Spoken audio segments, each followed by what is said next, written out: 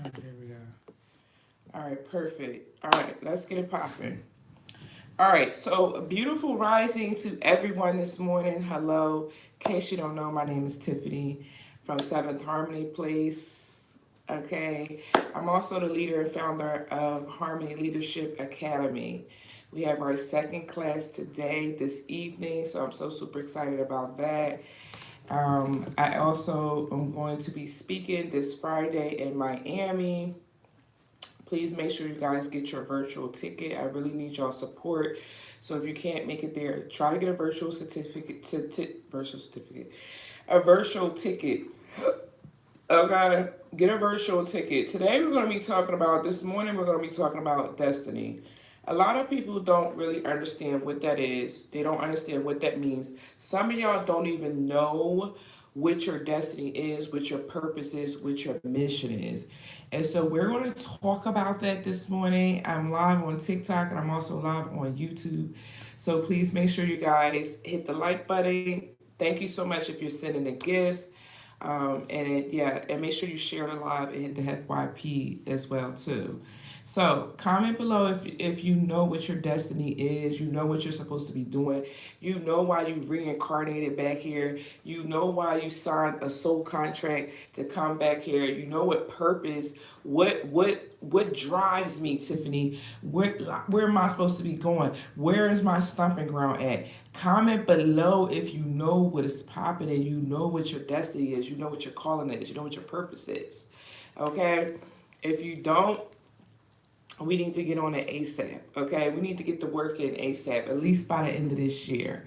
Okay, so what is destiny? Let's talk about what destiny. Destiny is your divine blueprint that is written into your soul. It's the original scroll, and y'all gonna be hearing the word scrolls a lot, okay? Of who y'all all came together before your soul reincarnated here on this earth to actually sign the actual contract. This is what I'm gonna do. This is how I'm gonna do it, okay? It's also part of what gifts you carry and the impact that you're meant to make. Okay, so what is your destiny? Your destiny is what you designed to become, your highest version of yourself. Right? It's also your gifts that you carry, and it's also with who you're meant to impact. Some of you are meant to impact nations. Some of you are meant to impact families. Some of you are here to change ancestral family dynamics. Okay? Jesus is God, no ancestors, just God. Okay, Joshua. All right. You're a Jesus fan. I'm a Jesus fan. I'm rocking with you. Okay. So that's how that is. But we're talking about destiny this morning, Joshua. We're talking about how your destiny gets signed up. You get signed up for your destiny. You align with your destiny and you tap into your destiny. Then we're going to talk about how destiny gets stolen, hijacked it, and then how to actually bring it back. Okay? So let's again break down what destiny is. What is destiny? Destiny is your gifts. Destiny is who you're supposed to become on a higher version of yourself. And destiny is also what you're meant to impact. Who are you meant to impact? Some of you feel in your soul as well that you're meant to impact certain people, you're meant to do certain things, but you're not really sure where to go, how to go, or which direction to go in. Okay? So it's not just fate, it's your divine assignment. It is your encoded path that activates when you walk in obedience and awareness. How many of you know how to be obedient when God is telling you to be obedient? When God is saying, I need you to do this, you're doing it. When God is saying, I need you to move here, you're doing it. When God is making a request and you're being obedient, you start to walk in alignment with your actual destiny. Okay? You start to become more aware of it. But it's only through actual obedience. Okay? Beautiful rising, everyone. Hello, beautiful rising. Beautiful rising to all my beautiful people. Okay? So when you were born, this was a scroll that was already signed and sealed into your actual DNA. So what happens is when we go through trauma, when we go through certain choices in our life, that scroll gets diluted. Okay, and so it begins to drift away from you. It begins to drift away from you. It begins to become distorted. And so, yes, we're all born with this great, amazing destiny, whatever that is, right? Again, your spiritual team, your whole entire spiritual team, as well as God, okay, as Joshua would say, Jesus as well too. You know, Jesus is an ascended master. He's a frequency. He's a heart frequency. Okay, so all of that, whoever you subscribe to, you signed a contract to come into this lifetime, okay, in order to fulfill what it is that you need to fulfill. And so a lot of you are waking up to what your destined calling is. That's what we're supposed to be working on. So we're going to talk about this morning 7 interferences that gets in the way. Hi, Chrissy, beautiful rising. Hello, the twin family, beautiful rising. We're going to talk about the 7 interferences that gets in the way of your actual destiny and your actual calling. Okay? How many of you feel like your destiny or your timeline was interfered with or hijacked? Do you feel like your destiny was interfered with or hijacked? My destiny was interfered with a lot.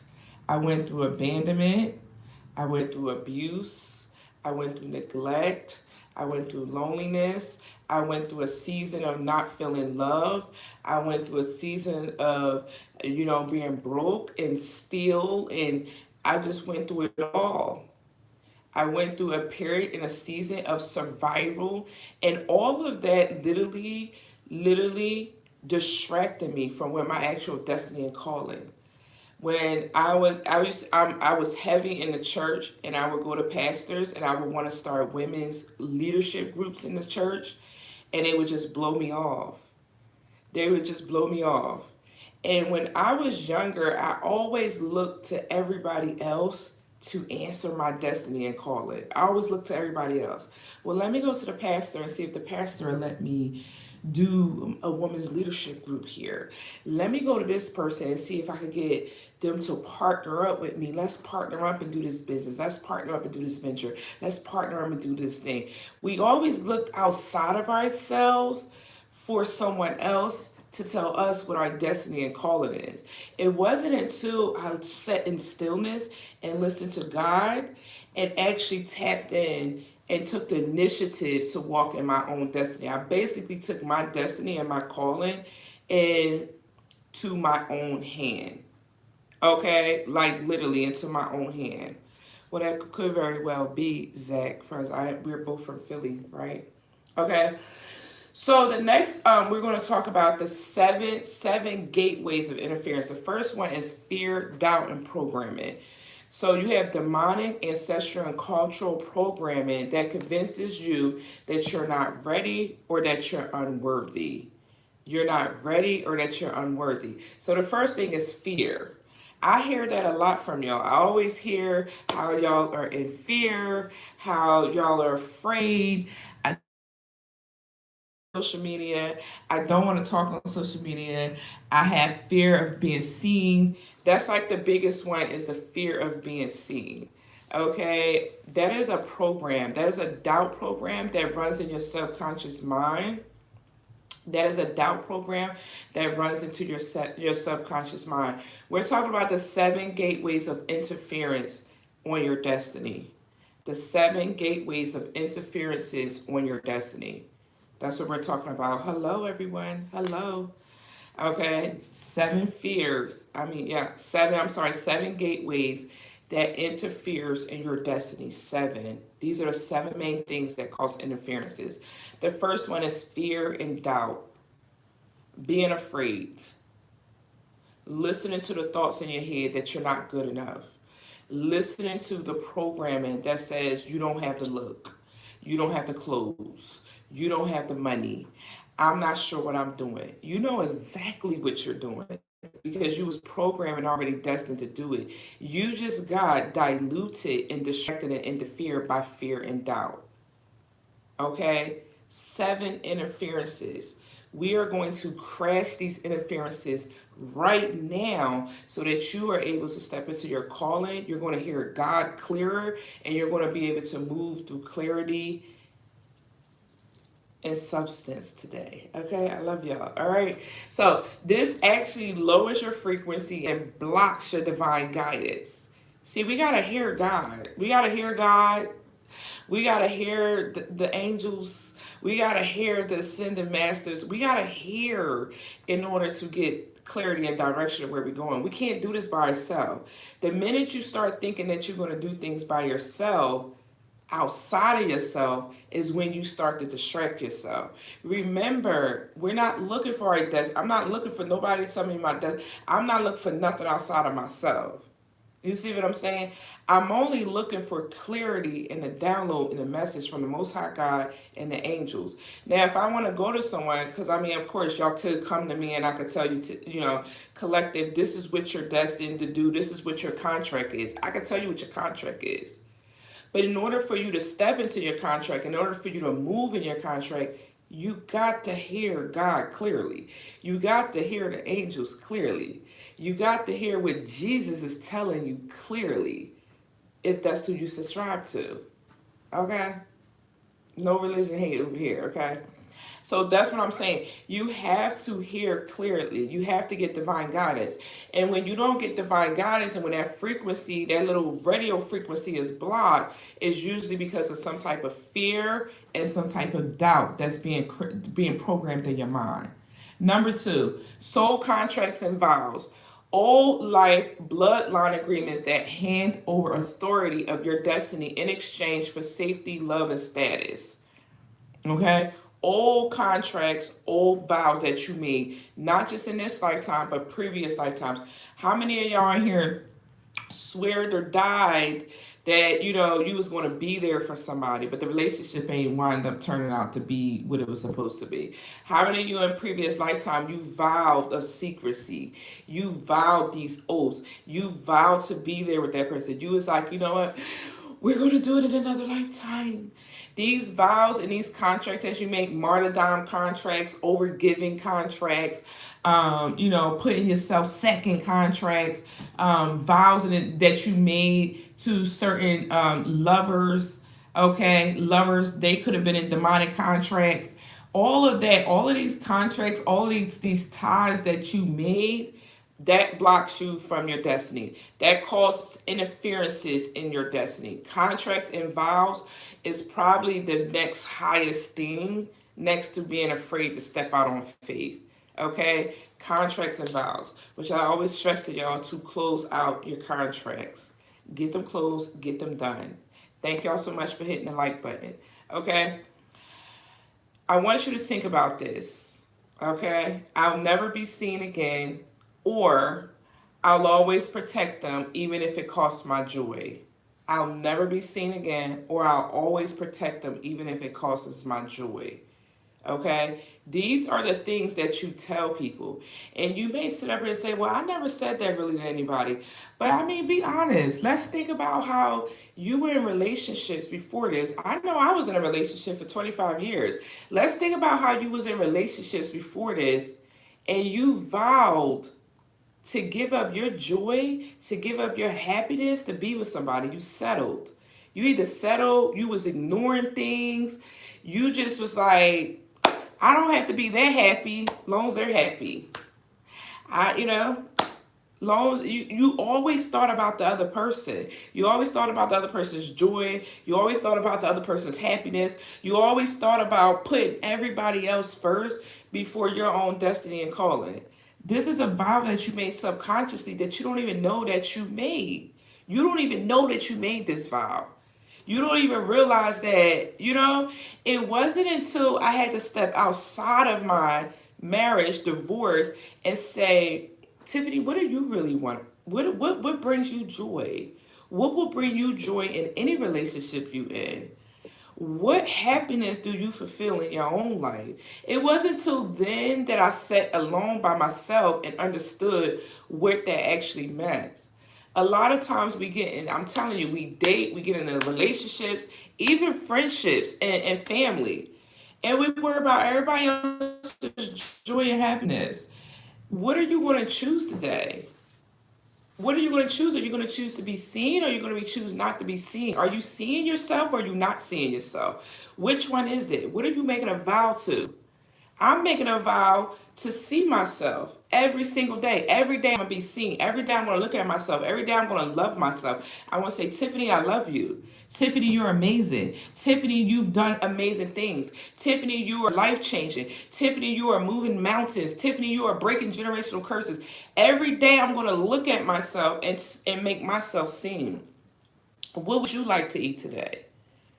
You know, we get in relationships and we lose all sidetrack of our destiny, all sidetrack of our actual calling.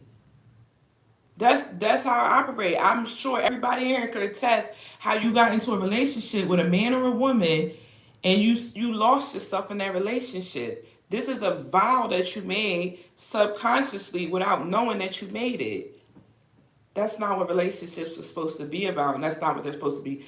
A real relationship with anybody is supposed to be supported in your mission, your vision, and your mantle. Okay? Your vision, your mission, and your mantle when you're in a relationship. You're not supposed to lose yourself when you're in a relationship with someone.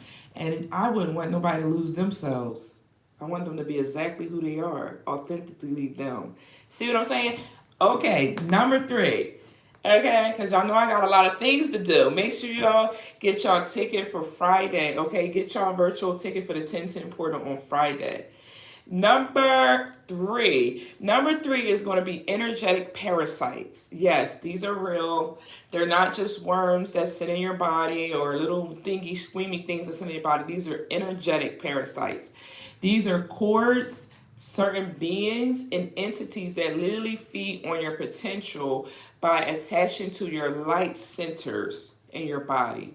What are your light centers in your body? The main centers that parasites like to attach to is 1, your solar plexus, and 2, your sacral, and 3, your heart chakra. Those are their 3 favorites that they like to attach to themselves. They love to attach to your solar plexus. Your solar plexus is your chi energy. Your solar plexus is your powerhouse.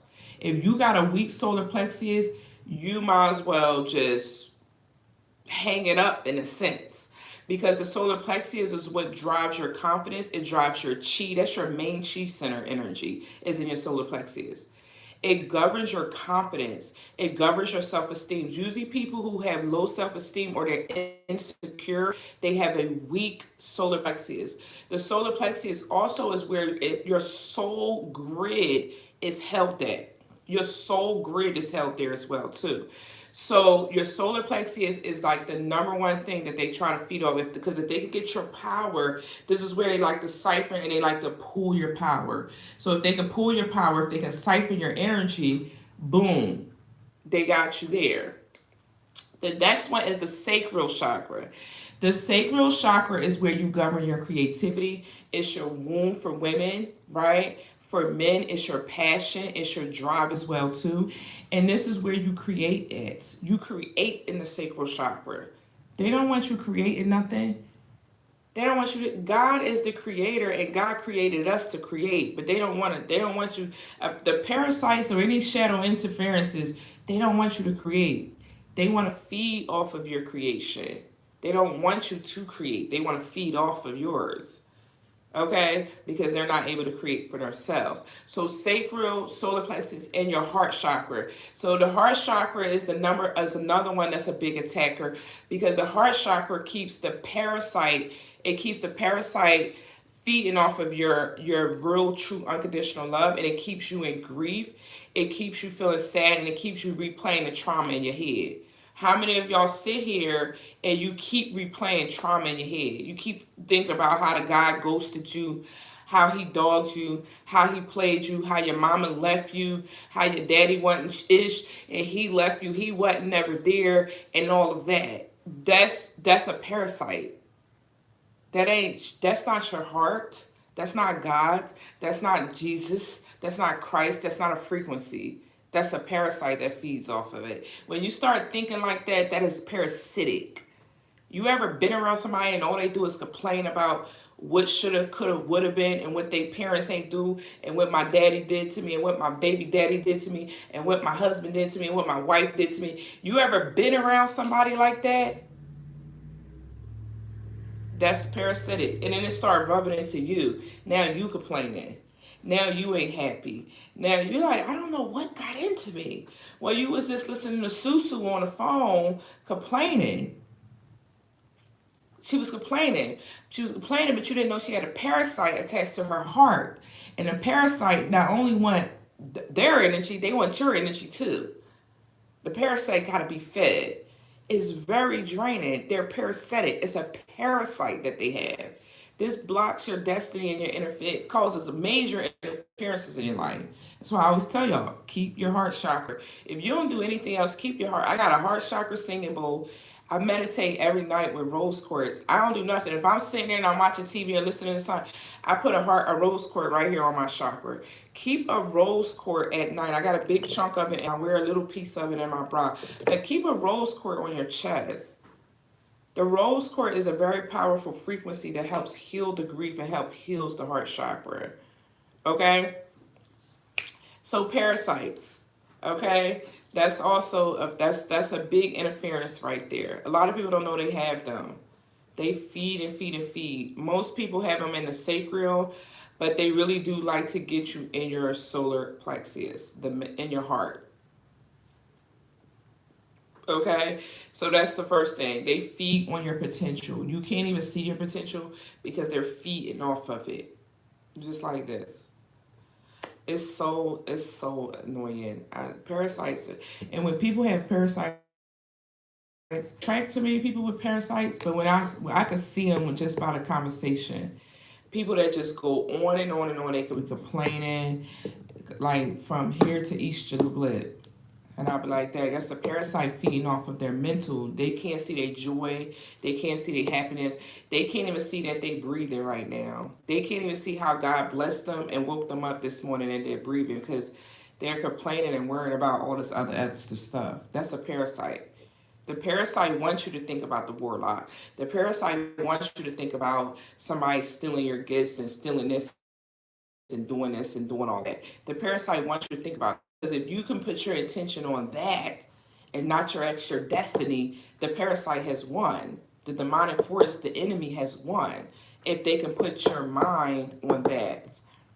Okay?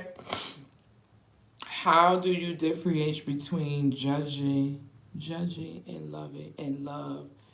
What do you mean? How do you differentiate between judging and love? What are you judging? You shouldn't judge anybody if you're talking about love. Is that what you're asking me? I'm not sure what that question is. Okay. Thank you. Thank you. Okay. Okay. Yeah, that's why it is two different things, Rachel. Yeah. Okay. It's very. That's why I don't understand the question with that. All right, so we're gonna move on to the next one. The fourth one is gonna be timeline manipulation. The fourth one is timeline manipulation. Interference. One of the 7 interferences of someone stealing your destiny or hijacking your destiny is timeline interference. Okay, that's timeline interference. Okay, and so when someone energetically or magically interferes with your path, okay, shifted opportunities, people, or money that were aligned for you. Okay, when someone energetically or magically interferes with your path, they shift your opportunities, they shift the people you're supposed to meet, they shift your money that was actually aligned with you. You ever go to work? Listen, you ever go to work and when you get to work, somebody else is sitting in your spot? That's what timeline manipulation is. You go to work and someone else is sitting in your seat or sitting in your actual spot. That's called timeline manipulation. Okay? Yes, that's real. What they do is they hijack, they create false eggs, false manifestations in the energy, and so they hijack your timeline and they divert you somewhere else. You could literally go down another cycle of poverty, a cycle of confusion, a cycle of being lost versus going into the cycle of your destiny. So you have to protect your timeline, protect your destiny, and protect your gifts. Okay? You need to protect that. Okay?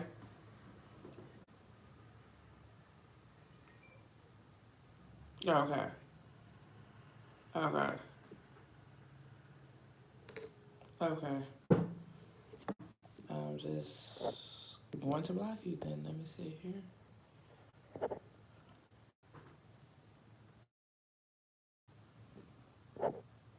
This is what I'm not getting on YouTube.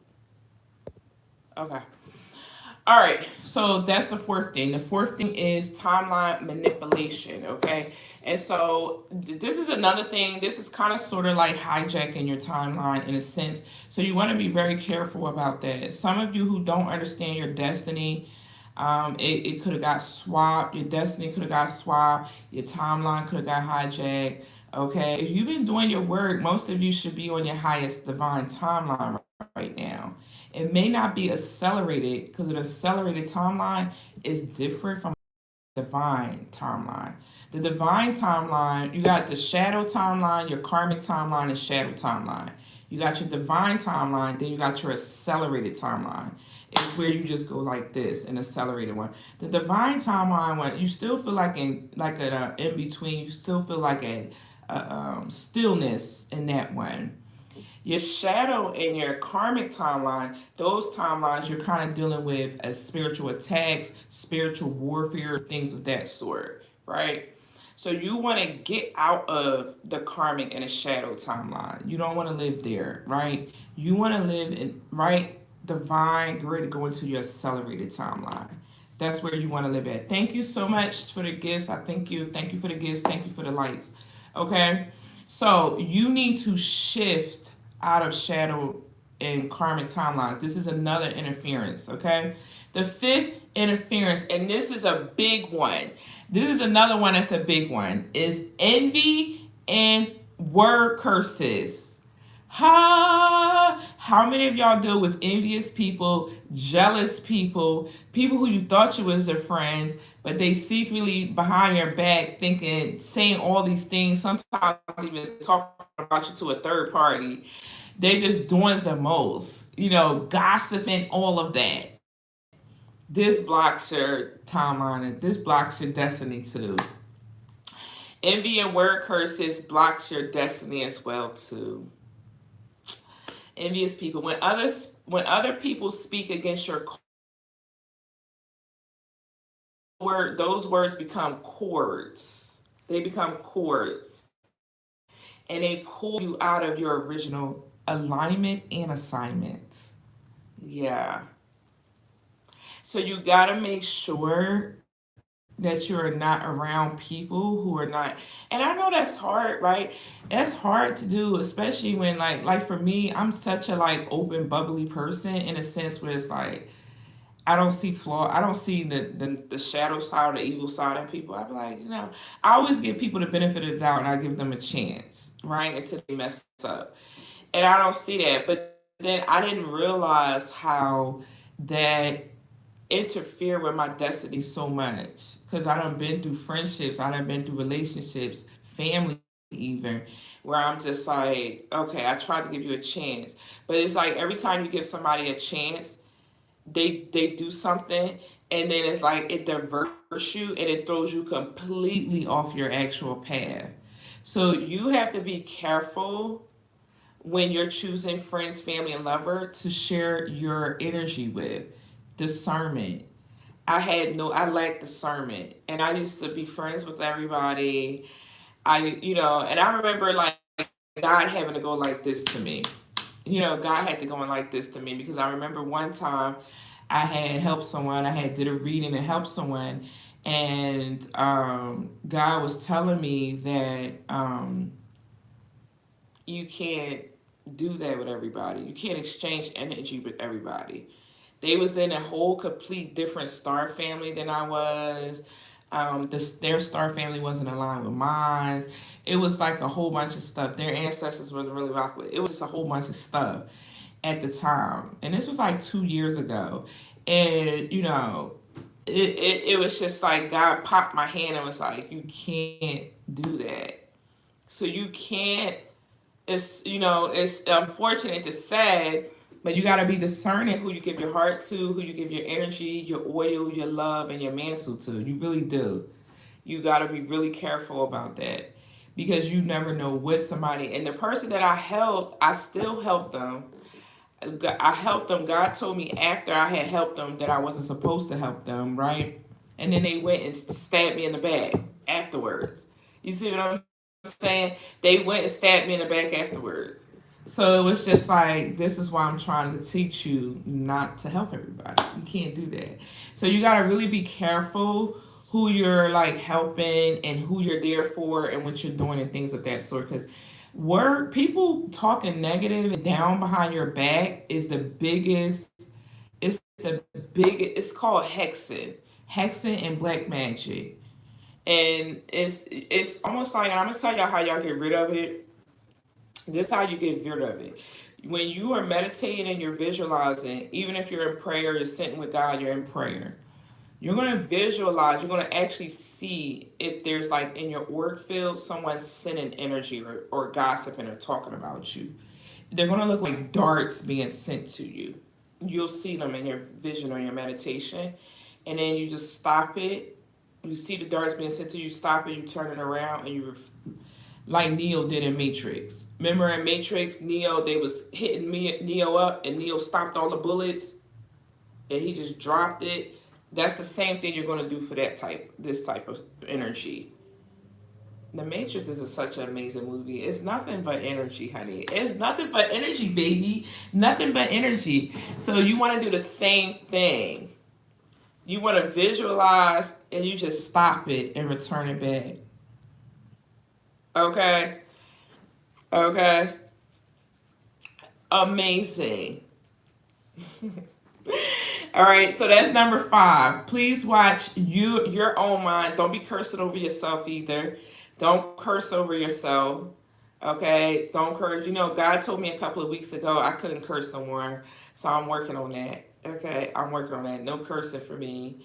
One thing about God, he don't play about me, okay? He want me in a straight and narrow. Straight and narrow. Okay? All right. So the next one is going to be number 6. And this is unhealed trauma loops, okay? So this is repeated emotional patterns of abandonment, rejection, and scarcity. It acts like an anchor. It keeps you replaying old cycles instead of ascending into a higher timeline. How many of y'all want to ascend into a higher timeline?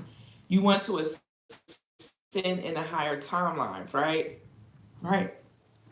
You want to jump. You ever played Dutch? I want to jump. I want to get out there. Okay. Then you got to heal trauma loops. You got to heal them. You can't run from them. And people always think that healing is, the biggest misconception about healing is that healing has to be so hard. Like, oh my God, I gotta heal, I gotta meditate, I gotta be this big spiritual guru in order to heal. And that's not true. That's not true. Healing is not about that. Healing, in order to properly heal, is to basically take the little nugget out of your head and take it out and look at it and burn it. That's it. It's literally like taking a leech. If you ever had a leech on you, I've never had a leech on you, but if you ever had a leech on you, you're gonna take the leech off, pull it off, and you're gonna burn. You usually set the leech on fire. That's what healing is. It's not supposed to be all this hoopla ha, because I'm gonna be honest with you.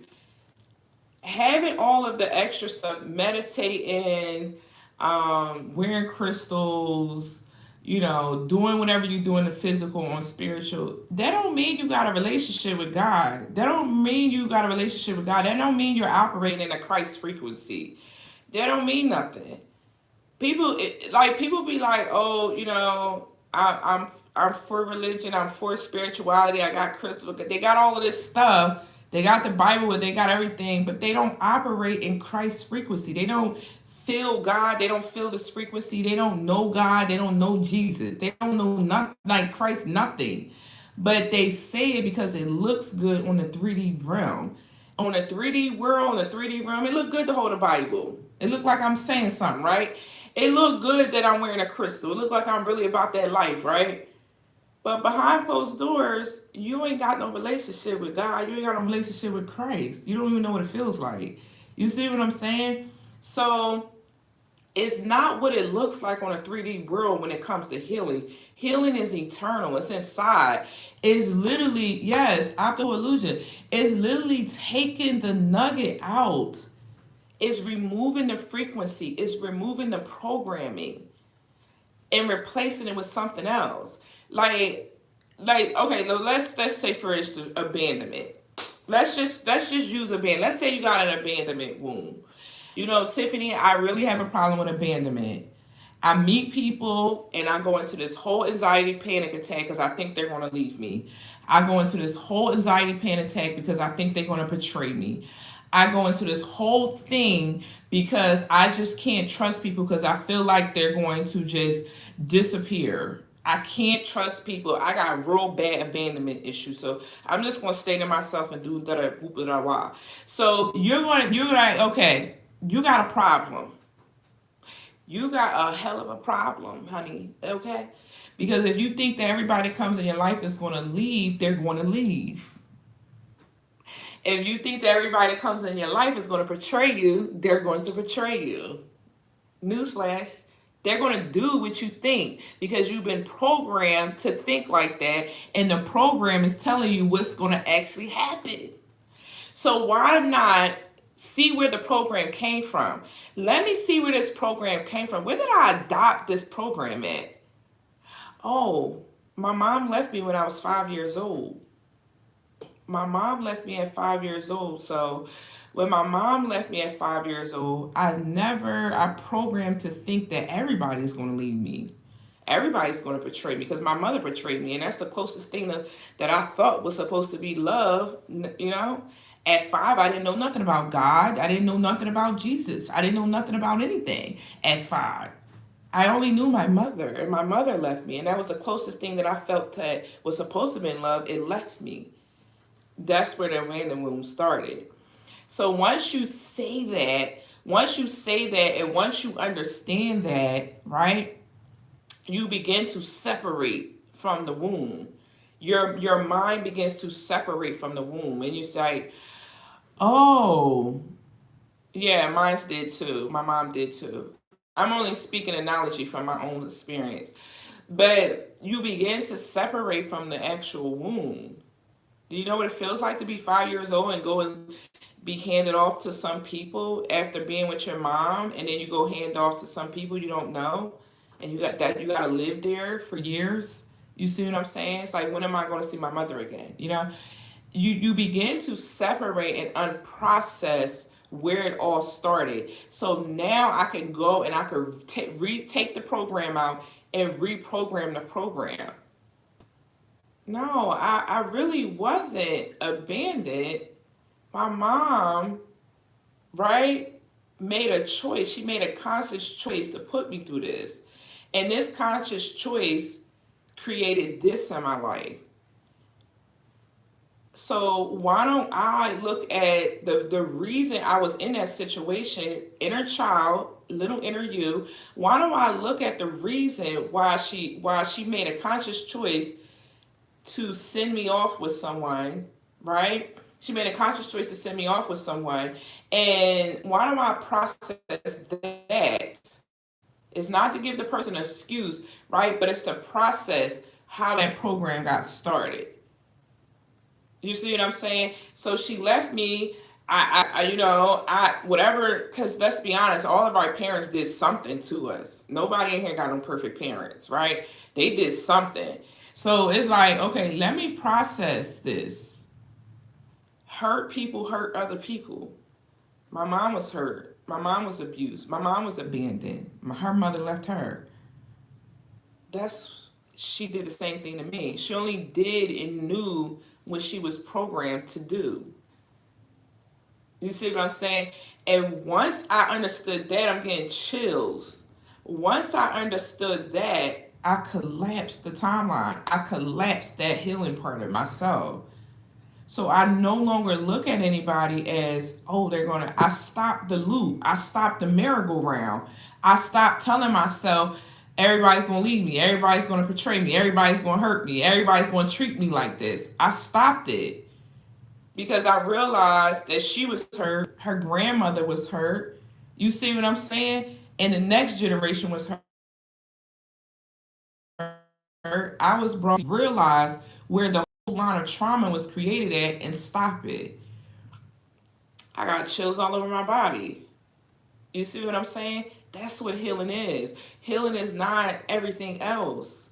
It's just sitting down and saying, okay, why am I feeling rejected? Why am I feeling abandonment? Why am I not attracting love? Why am I not attracting wealth? And if you want to go into wealth and scarcity and poverty thinking, you see what I'm saying? Same thing. You wasn't taught to be wealthy. You wasn't taught anything else but poverty, so that's all you know. So you got to go in and take the code out. You got to take the programming out. And when you go back and you say, Dad, look what my dad did with money. Look what my mom did with money. Look what my grandmother did with money. Nobody left nobody nothing. It's all about healing. It's about awareness and getting off the loop. That's what it's about. You see what I'm saying? That's what it's about. So number 6 is unhealed trauma and loops. That's how healing works. That's how I process. That's how I process healing. Okay, I don't need to sell y'all, a $5,000 mastermind healing program for y'all to heal. Like, no, it's just that simple. It's just that simple. And I'm a person that's I paid hundreds and hundreds and probably thousands of dollars for healing and therapy just to get to that. Because I was always looking outside of myself. I wasn't never looking, and through all of that, no one ever told me to look within myself. No one ever told me to sit down and really write down, what it is.